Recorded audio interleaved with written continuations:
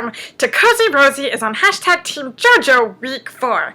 I'm Rosie, and I like to get cozy. And it's really scary, and I have my rolling pin, and I don't have my rolling pin now. I think it'll be okay. What the fuck, Chad? Go home! Stop being such a dillweed. Little bit of Cozy-Rozy, little bit of JoJo. Little bit of Cozy-Rozy, little bit of JoJo. Anytime we tell a story about ourselves, we are either the hero of the story or the victim of the story. Villains never know that they're a villain. They just don't. Dude, the show is a pressure cooker for human beings.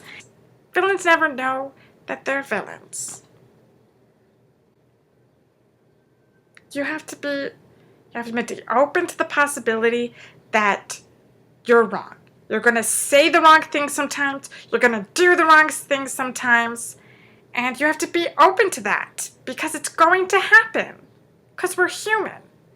And it's when you're open to that you can catch yourself with the smaller stuff and correct it and prevent yourself from doing the big things. But when you don't ever see yourself as the villain, when you're never open to the possibility of doing wrong things, you can't catch yourself. You don't build up that muscle of catching yourself. He isn't going to do anything. He wasn't really going to do anything because the show was a pressure cooker. I don't even know what to call it. Jumping to conclusions. Everybody's jumping to conclusions, including Rosie. Jumping to conclusions.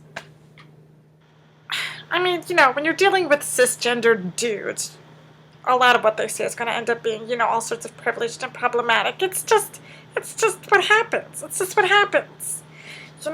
And nobody knows they're a villain when they're being a villain. The thing is, when somebody's a villain, most of the time, they will view themselves as a victim. They only sometimes see themselves as a hero, and that's when, as a hero, and that's when they think it's their job to really educate someone. This is how you get schmaltz face. By not having real confidence. Just the whole thing is weird. The whole thing is weird, and it's in a gossip magazine. They're not exactly good at fact-checking, guys. Be compassionate. If you're going to confront her, be compassionate, be nice, don't be mean. Don't be mean. Because JoJo's great. JoJo's a unicorn.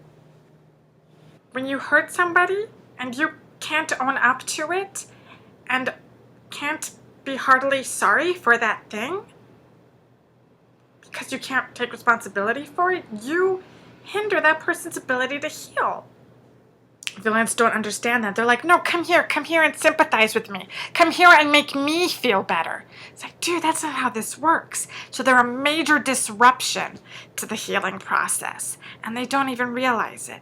That's when we get really mad at villains, is when they don't own it and they disrupt the victim's ability to heal. Frankly, if anybody's getting a facial, all you have to do is eat the cucumbers and I will laugh. That is it. I don't care if you're man, woman,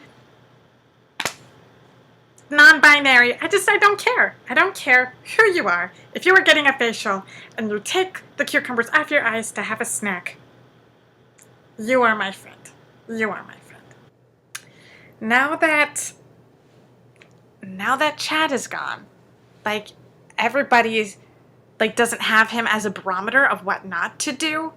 And so Alex referred to Derek as a bitch for complaining and wanting reassurance. A bitch, technically speaking, is a female dog. So you're not just looking at someone as being lesser than you for being female, you're also looking at them as being lesser than as an animal. So you can't, it's not enough, needy like a puppy. I get it. Calling you're being like a little puppy dog. You need constant attention. That's all up in your face puppy. I get making fun of somebody like that because that's funny and cute. But when you say bitch, it crosses a line. It does. Growth mindset, people. Always be learning. We are always learning. How'd Luke say it? The roses are becoming more significant. This is when the pressure cooker really starts getting to everybody in the house. Because rejection sucks! It sucks! Yeah, not great. Not great. Quick like that. Everybody's sexist. Alex calling Derek a bitch. Derek calling a bunch of dudes mean girls. I mean, it's just all there. It's raining, so drama. I'm such a spaz today. Like, that doesn't serve any purpose right now. Like, this is bad timing. And Alex is upset, and then he called Derek a little bitch again. But that psycholinguistic marker is there. And without chat around as a barometer for things you should and shouldn't say about one another, maybe that's why we need jerks in society. Not like to go all violent. We all know violence is bad. We shouldn't be violent. But the other stuff that jerks do, the things that they say, the way they talk, the way they're just super judgy. Maybe they're supposed to be they're an actual part of society as a reminder of what not to do, as a reminder of what to steer us away from. Maybe. It's worth considering, and I will be considering it. They were all very sad. They were all very sad and tearful. And, that makes sense. We're getting to the point in the show where it's always going to hurt every time somebody says goodbye. Why did this have to be the season I came out of the shadows of #Bachelor Nation? Why did this have to be the season? Why did this have to be JoJo's season? Why did JoJo have to deal with violent Chad and me nasty ex Chad and like, what the hell? What the hell? Will we get a second season of JoJo trying for love? She did it once, it didn't work. She was competing for Ben, it didn't work. She had men competing for her, and it's not working. Will she go again? I don't want her to do Bachelor Paradise or any of the other weird spin-off things. Those are even crazier.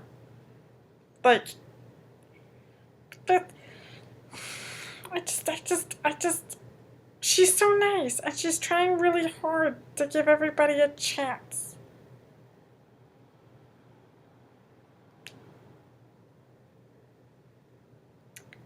Okay.